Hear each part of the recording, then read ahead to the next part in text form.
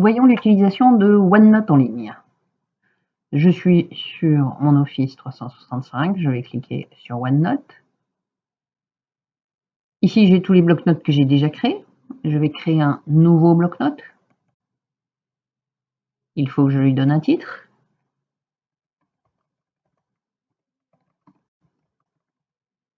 Voilà. Il faut commencer par ajouter une section.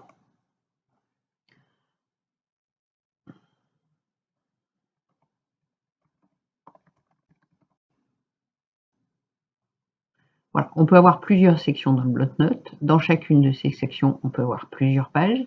Et ça, c'est le contenu des pages. Là, on va marquer le titre de la première page.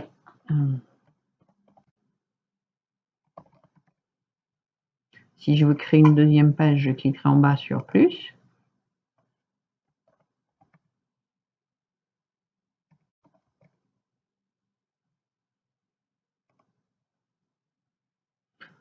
On pourrait faire Teams aussi.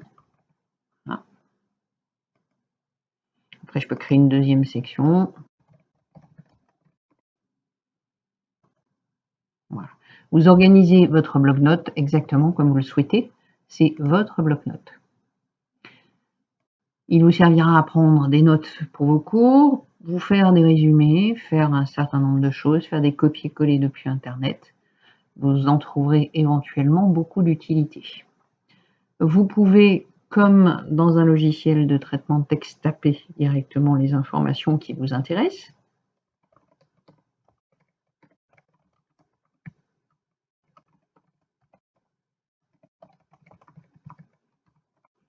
Vous pouvez également, comme dans le Word en ligne, plutôt dicter les informations. Ceci est une dictée que j'aimerais voir s'afficher directement dans mon bloc-notes parce que je n'aime pas taper ou parce que je ne tape pas vite ou tout simplement parce que c'est tellement plus rapide. Point. Et vous recliquez sur le micro pour enlever. Alors forcément, il a commencé à écrire. Voilà. Donc le micro sera sans doute votre meilleur ami, à condition d'être dans un endroit tranquille pour qu'il n'y ait pas trop de bruit extérieur ou d'avoir un micro comme vous pouvez l'avoir sur votre téléphone quand vous appelez les gens. Donc vous pouvez taper du texte, vous pouvez bien sûr faire des mises en forme. On sélectionne, on peut mettre du gras, changer la taille, changer la couleur. Vous retrouverez ici à peu près les mêmes outils que vous apprendrez quand vous utiliserez Word ou quand vous utiliserez Excel. Vous pouvez effacer, vous pouvez mettre des puces.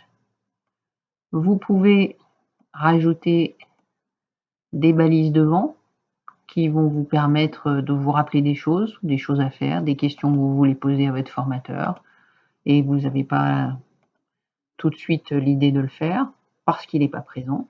Vous pouvez bien sûr corriger l'orthographe. Vous pouvez insérer des images.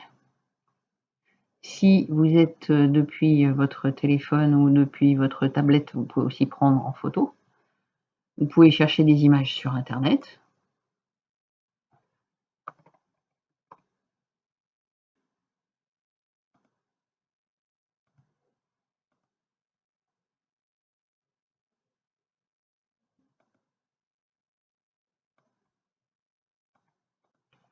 Vous pouvez mettre des pièces jointes à l'intérieur. La pièce jointe étant un fichier que vous irez chercher dans votre Drive.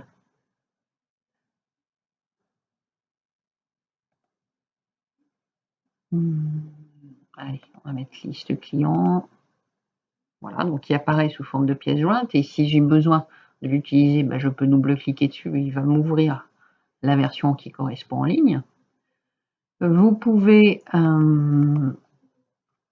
mettre bien sûr des émoticônes. Voilà, vous pouvez dessiner. Alors là, c'est mieux sur tablette avec un stylet ou sur téléphone avec votre souris, c'est quand même pas très pratique, mais on arrive à faire des choses intéressantes. Vous pouvez changer la couleur. Vous pouvez surligner. Voilà.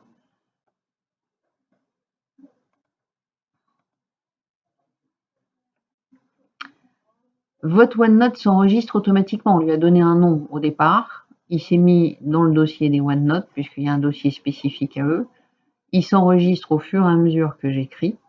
Quand j'ai terminé, j'ai juste à retourner sur Office 365.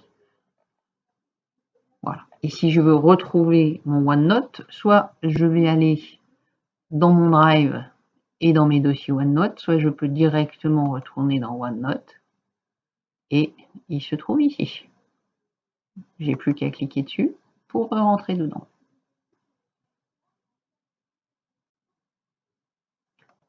Et si je passe par mon Drive,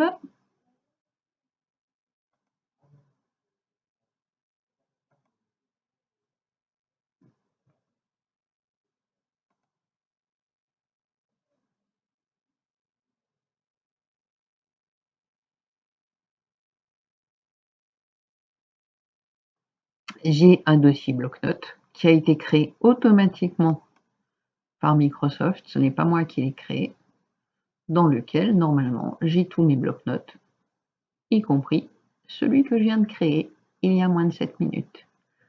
Voilà.